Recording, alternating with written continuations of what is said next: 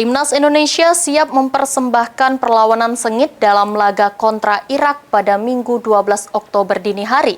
Guna meraih kemenangan, diketahui pertandingan Indonesia versus Irak menjadi penentu nasib Indonesia dalam usaha mengamankan tiket menuju Piala Dunia 2026. Pertandingan antara Timnas Indonesia melawan Irak akan menjadi penentu bagi skuad Garuda dalam upaya mengamankan tiket ke Piala Dunia 2026. Diketahui Indonesia harus mengakui keunggulan Arab Saudi dengan skor 2-3 pada laga sebelumnya yang berlangsung Kamis 9 Oktober. Hasil tersebut membuat Indonesia wajib menang saat melawan Irak agar tidak terdampak dari persaingan di dasar klasemen Grup B. Dalam konferensi pers jelang laga, pelatih Timnas Indonesia Patrick Kluivert menegaskan timnya siap tampil habis-habisan dan mempersembahkan permainan terbaik.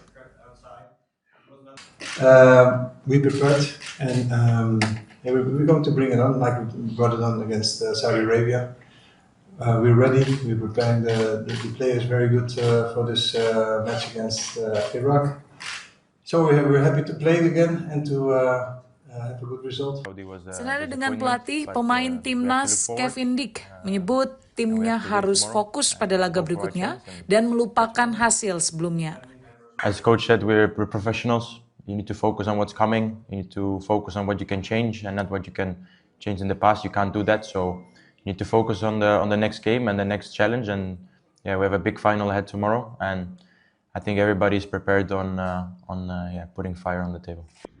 Pertandingan antara Indonesia dan Irak akan digelar di King Abdullah Sports City Jeddah pada Minggu 12 Oktober 2025 pukul 2.30 dini hari waktu Indonesia Barat.